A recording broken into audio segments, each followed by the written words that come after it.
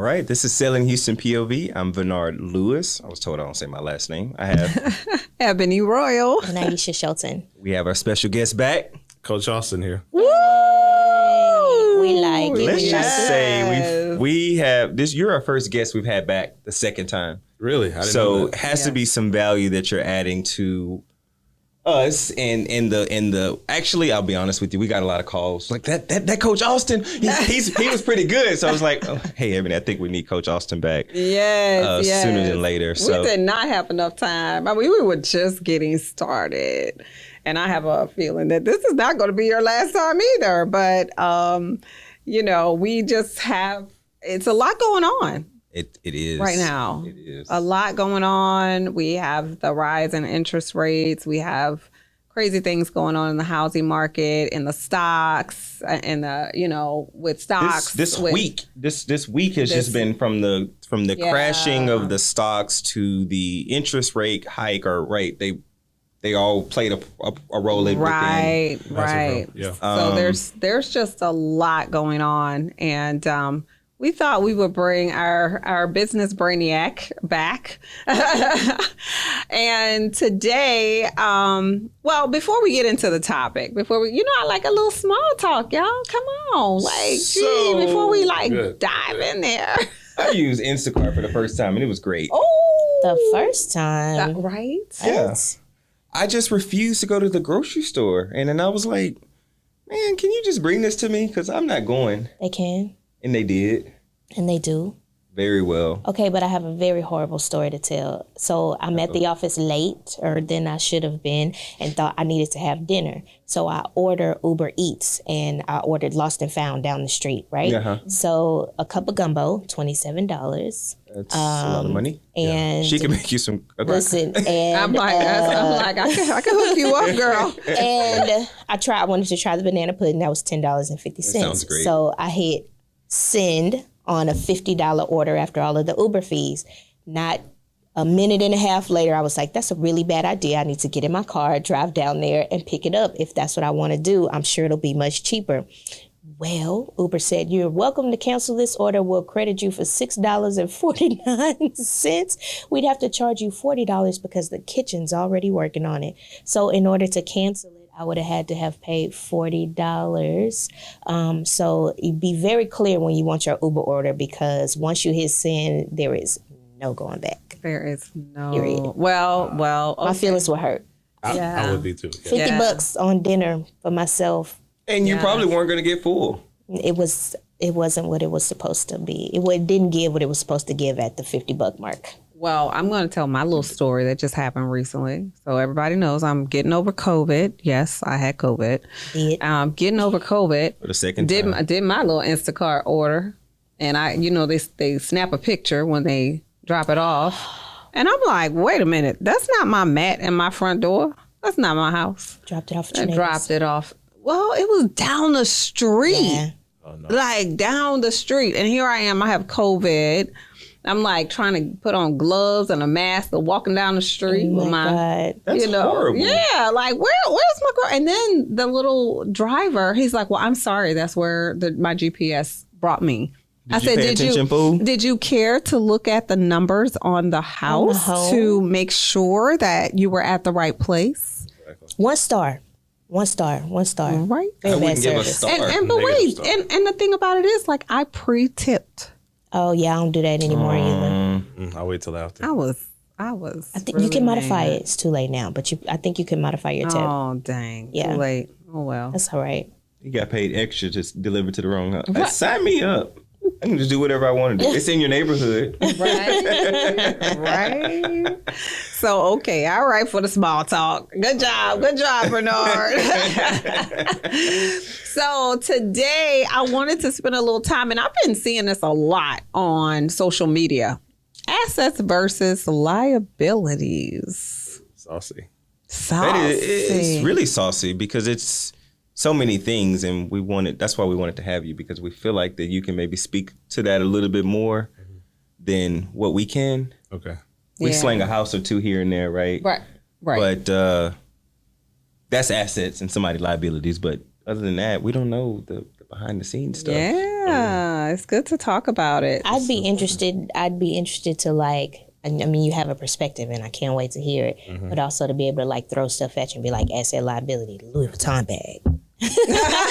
Asset liability, Tesla. You know what I mean? Like, bring it. Yeah. All right. I know you were talking about maybe you setting the definition, and then we kind of going into it from there, from your perspective. Let's do that. Webster's definition. Yes. Break it down. Let's break it down. Y'all And know I like to define. break it down. Okay, so the dictionary says, what is an asset? It is a useful or valuable thing, person, or quality.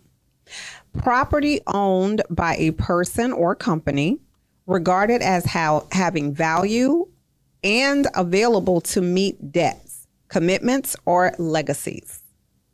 So there's other stuff too. So like a rental property will be an asset. Yes. Okay. So a liability, the state of being responsible for something, especially by law, or a thing for which someone is responsible, especially a debt or financial obligation. A car. It's liability. It's a liability, huh? And it is perspective in how you think about it, because you need a car. So work. So is it a liability? Are you liable for it? You have to take care of it. Can't take care of itself. It doesn't. It needs you, in a sense, more than you need it, right? We think of liabilities as, oh, it costs me something, or it's a burden on me, and that is true. I always think of things, asset, liability. An asset is something that will give me a yield, return on investment. I'm always an ROI thinker. Sure. Relationships, food, whatever. And banana pudding. Asset. I was gonna say, what is the return on the investment for banana pudding? Goodness, that's my favorite. You know how to make banana pudding? Please make myself and Coach Austin some banana pudding and allow us to. And my daddy. And Ebony's father. I don't cook at all, but my banana pudding is up there. Okay, done. I wouldn't know until I taste it. It will happen. Okay. Shout out to Wifey, because that's the first food group I was looking for when I found her. And we started dating off of banana pudding. Banana pudding. Let's go. Yeah, Okay. so it's a heavy Got to life. be kidding We're me. going to change the name of this episode to Banana Pudding. Love you, baby, for real. But yeah, I mean, when we look at that, especially now, right? I think the question could be, what's an asset? What's not an asset? If it's going to yield you something in return, something, you put something out, you have that in your hand or whatnot, is it giving to you more than you're giving to it? Short term and long term, right? You buy a house. I want to rent. Well, do you own that asset? Can they raise the rent on you? Or would a fixed mortgage rate be better for you now and long term? That conversation might change, especially now in this market. Right. You know, I'm getting priced out of the market. No, the liability is you think you're priced out of the market because your ego wants a bigger house. Maybe your budget says that house, but you still own the asset because now it's yours. Let's talk about that. And I want to pause because I know, if you don't know, you know now. Ebony and I talk a lot. And I know that was some of the struggles that you were going with. Don't mean to put you out on the front street, but I do hear that a lot. And I hate to say it, but it's more so with the African Americans. Right? Like, well, I'll just lease if I can't get what I want. Right? But what they're not understanding is that's an asset that's appreciating at a rapid pace at this current time. I mean, even faster in growing equity than it's ever done before. Right? People out here selling their houses for 2 and 3 and 4 times than they've gotten it for. Right. And it's kind of hard because for people to believe that, and when we're telling them, it's like, well, you're just a salesperson. Right. So what's your take on it? I know. You know, it's interesting because I was telling Coach Austin this before the show started. I was asking you, what was your opinion about your personal home? Do you feel that your personal home is an asset or a liability? Because my husband seems to think different. He thinks that it's a liability. And I'm like, how? I mean, when we bought it for this price and, you know, now it's worth this price, I feel like we're getting something out of it. And you worked out of it too. What?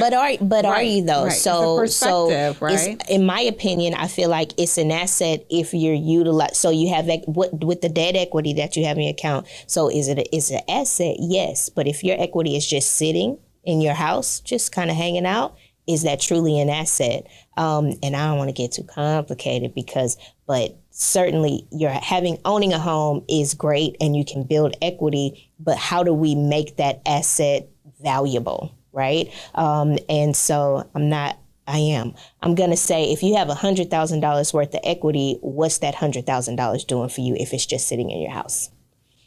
Not saying that to say you should be renting, you should buy houses. Okay. Contact us all. When you have but equity, when you have equity, there's lots of things. So you can get a HELOC, right? So you can pull out. You can utilize it. That money's there to, like a open line of credit that's yours. You can refinance. Not right now. Not right now. But unless you already had a 9% interest rate, and because I spoke with someone today who said they had a 9% interest rate and they never refinance. Yeah. Well, guess what? It's still a good time for them to refinance, right? Right. So let me blow your mind with what I'm saying. So I have a private lender that I work with. He uses the equity in his house to make money, right? So he pulled the equity out. He lends the money. So he pulls the equity out at like 3%. He lends the money at 12 and makes money on the spread.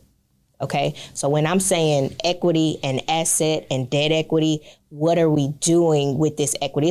It's no value to you if it's just like my house is worth this much and I paid this much.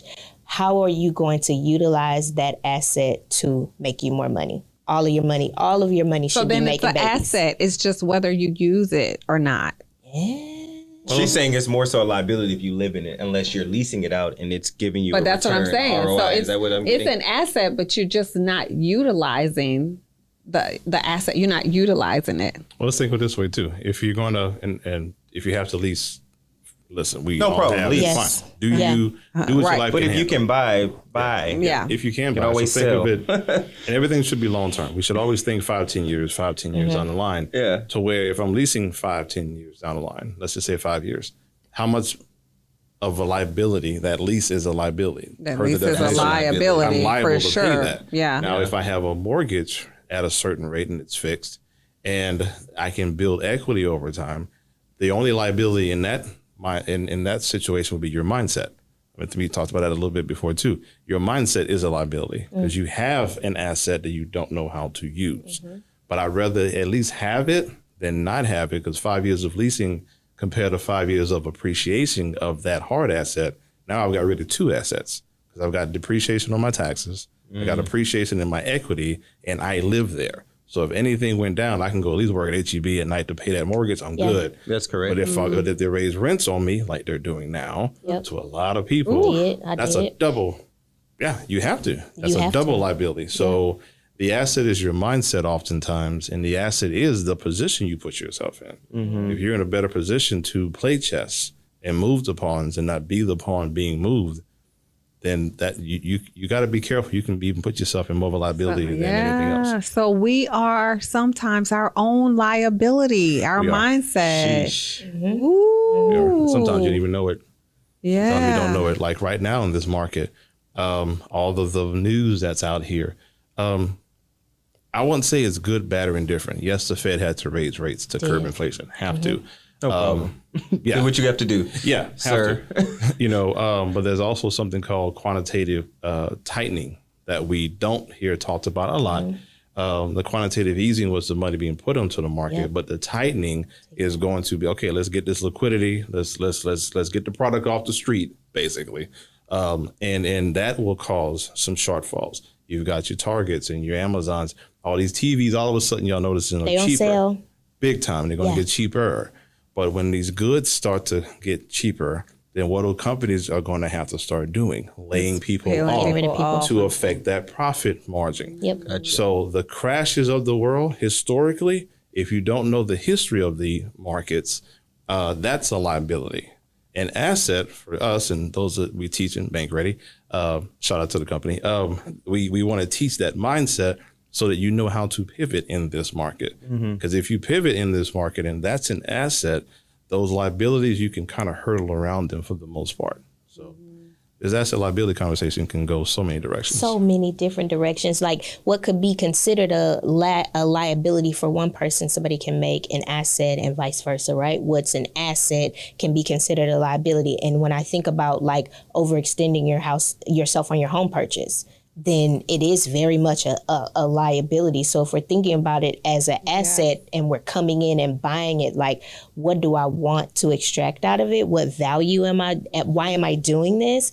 That changes the narrative. But for most people that look like us, we want our dream home. It's yeah. And I just had that same talk with myself. I'm like, oh no, that one's not going to work. I know where I'm going to go. At least right now, right now. Because in the future, if you buy where you are right now, then when the time does come, you can either sell this one, cash out, upgrade. I was going to say that, Aisha, like let's look at the two, right? So let's look at the fact that you're renting, you rent. Even right now, 6%, rates, you're renting.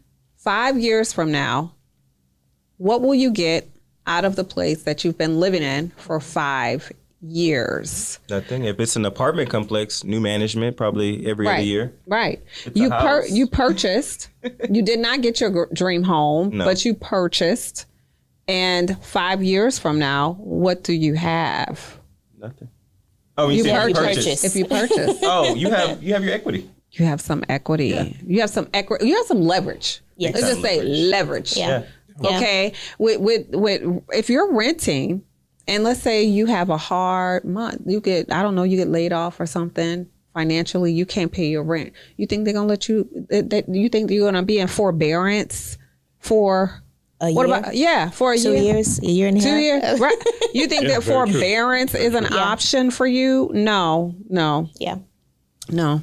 And a lot of people don't know, like, and I'm not saying that you do this, okay? I'm just saying that mortgages, I know, right?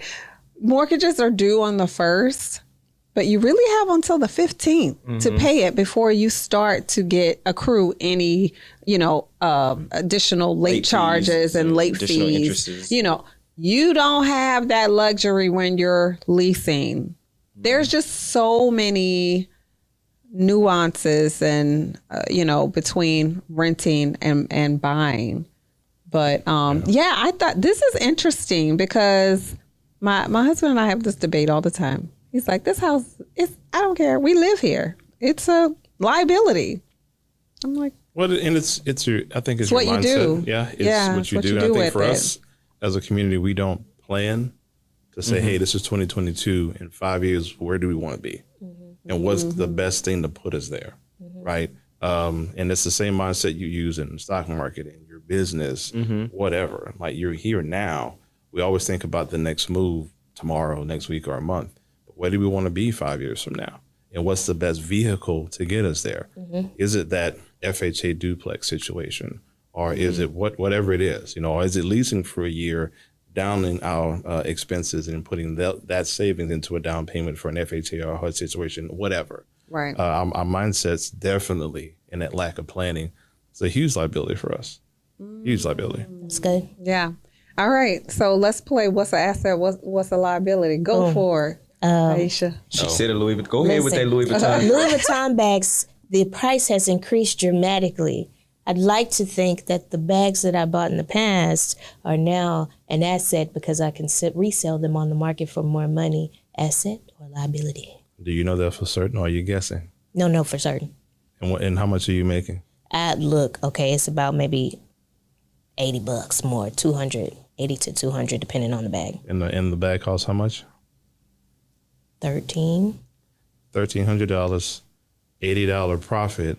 You take the same $1,300 and buy Apple stock at about $130 a share and hold it for the same period of time and see how much yield you have. Boom. Thank you very much. Thank you for coming to my TED Talk. All right, what you got? Asset liability. Throw it at him. A Tesla. Liability. Boom. He hated it. We all thought we had something, didn't we? Talk about it. The stock, I love it. Now, some people have gone out, and I'm going to say why I say this. Sure. Gas prices are high. Coach, you should get a Tesla. It's electrical, yada, yada, yada. But I don't know what the maintenance is. I'd rather put that much money into a stock and buy a Camry where, yeah, gas prices are higher, but what is the maintenance on that Tesla? How much is the Tesla going to cost me over the next X amount of years? And it's a depreciating asset. So for me, it's good now because gas prices are high, but they won't stay there. So why don't you get your nice Camry for maybe $35,000? How much did the Teslas go for now? I was just telling Ebony they had their price increase, so I'm not sure. They've been second or third price increase, so I don't know, high 40s minimum. Okay, you can get your hand, but the cheaper, the longer it'll take you. It takes you about a year. Got it. So if I had to purchase, I'm going to say, okay, if I'm going 40, can I get a car for 20 or even less than that, a car for 15? Right? What are gas prices compared to that other $15,000 that I could maybe what we call margin? Take that $15,000 and put it somewhere else, and as an asset, let that money work for me.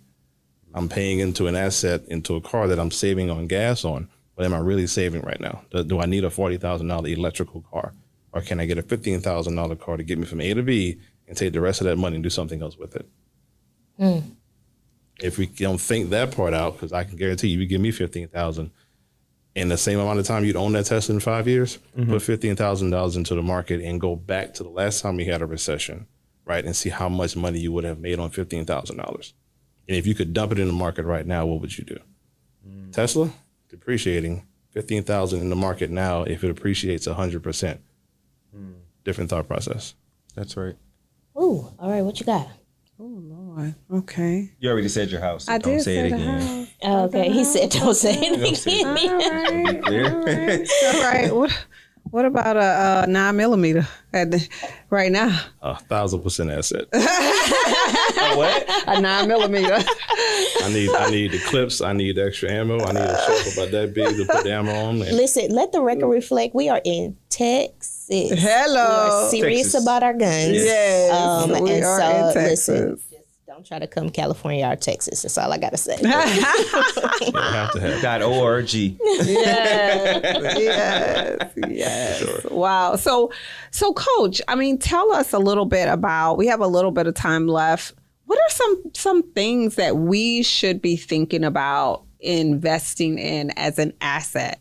You know, I know you shared a little bit about the stocks, but is there anything else that comes to mind that you feel like we should be thinking about doing right now with our money? Total disclaimer, I'm not a financial advisor. Okay. Please get you a licensed financial advisor. Yes. Do your own homework, please. Yes. Take what I'm giving you as, and I'm a business strategist, so everything I say, even if it is stocks, I want you to look at it as a business. So if I say Apple, don't go to the chart first, go to Yahoo Finance, go to Bloomberg, and look at their financials, the profit and loss statements, things like that, to see how healthy they are. For me, the first thing I'm investing in right now is make sure you got a savings. Get some cash on the sideline because things are going to get wicked right now. I would start investing in looking at what happened in the last 50 years, 55 years. This is the 7th bear market in 50 to 55 years. 7. This doesn't happen every day. So what happened then? How low did the market go? And how long did it take it to rebound? History repeats itself so very often.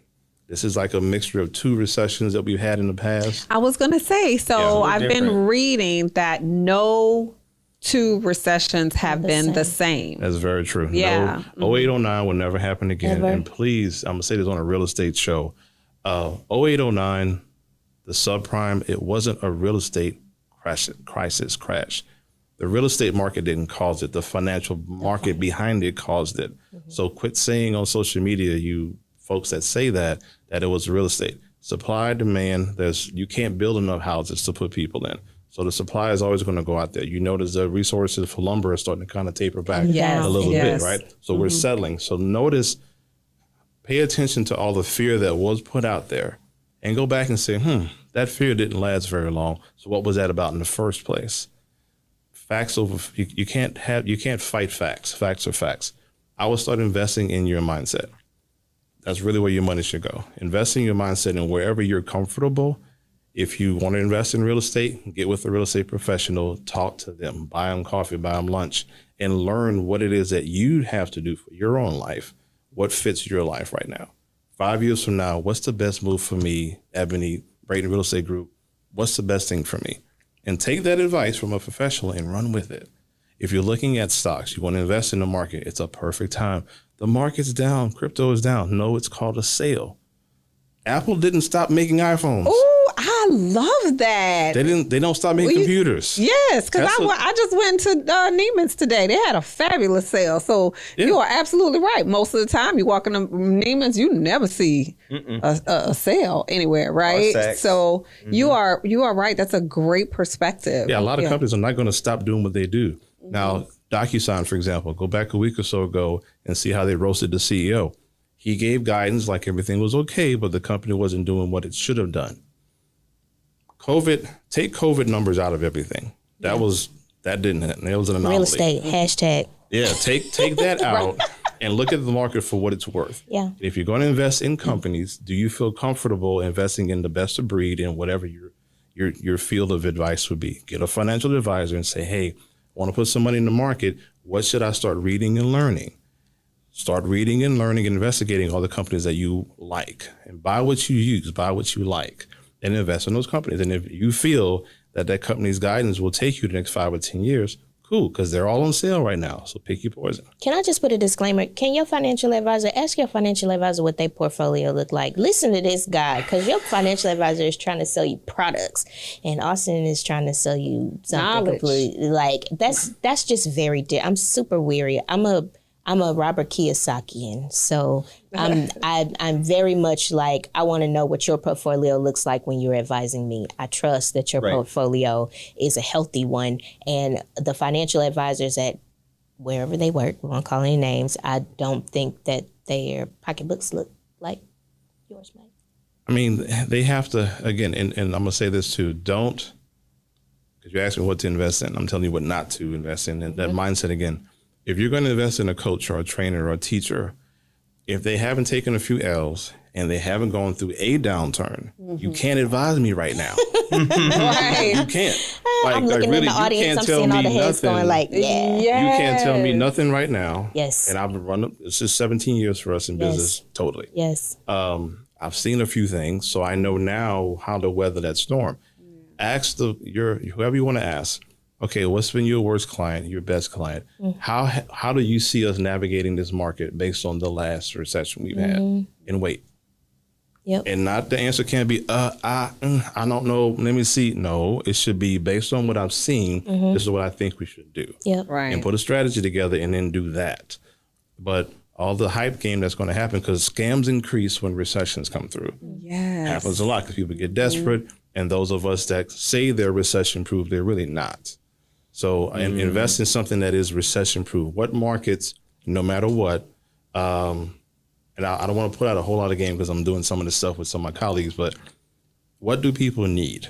By the time you get up, by the time you go to bed, what do people touch every day? Lotion, soap. So if I had an Amazon store, y'all don't want to jump on Amazon so much, maybe buy something wholesale and sell it retail, get you an Amazon store. If you want to get an asset class, a commercial something where people touch it all the time, go back and see how long these assets have lasted, and you can invest in that. Commercial rates on financing is actually cheaper than residential rates. Check that out. You can buy a commercial building cheaper than you can your own home right now. So get an asset class that will pay you a yield, a rate of return that you can hold on to, and it will increase your net worth. They may not be sexy, but they'll pay you. That's what I would say right now, because you got to keep it lean right now. There's no time to be sexy and flashy. Keep it lean, streamline your way through it, learn from what the markets have done, and you'll be better off. Yeah. Love it. Oh, dang. That's I was going to get my Tesla in a couple months. So Now, if a Tesla works for you, write it down. If it makes sense, for all the Tesla, I know people that have a Tesla, it could be an asset for you if it makes sense for you. Yeah. For me, again, and I have my way of thinking about things. The Tesla is a liability for me. It could be an asset for you. If you have a business, maybe buy it under your business and use that as a write-off. Yep. There's certain tax breaks. Even right now, you can write off the whole thing Yep. or a large part of it. That's cool for me. Yeah. If I made X and I can write that off, my taxable income is less. Okay, so Coach, I will be getting in touch with you this week so we can have our session. And I advise all of you who are listening to do the same. So how can they get in touch with you or take one of your classes, your, one-day classes that don't cost a lot? How can they find you and how can they join? CoachTinK.com. You can find me there. All of my links are there. email, phone number. The classes are like less than $200. The class we had was like $197, and we were in there for like 4 hours, giving as much game as possible. Yeah, this is just 30 minutes. And it's right, and this is just a little teach. little bitty class thing. tonight at 8:00. We'll be in there probably till midnight. And when people leave, they have tangible things they work with. So Instagram, but coach10k.com has all my links, and the receipts that you'll see in our testimonials speak for themselves. I don't give any fancy advice, but it works because we've been there and kind of done that. And we've taken some L's. We've been successful for a long time, so thank God for that. But take my class not just to support me, but take it, do the research, come back and ask questions, and then compare me to others out there. And if the advice doesn't sound like me and maybe a few others that you've heard, be contrarian, because you got to make good decisions right now. We don't have time to waste. And I'm trying to make sure I'm trying to collapse time for you. You don't have a whole lot of time to waste right now. Yeah, you need to make these decisions and go. Yeah. They say this. I read in an article today, they were like, it's a hurricane that's coming. Yeah. I don't know how much time you got left. Can I say something to that? You seconds. Like, a half.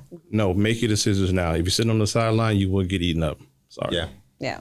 All right. All right. Well, one thing that stood out to me, Coach Austin said he got receipts. So everybody needs him some good receipts. He's not just talking over here. Yeah. But as usual, we're running out of time. Yeah. But this is Selling Houston POV. Yes. Please like, subscribe, share.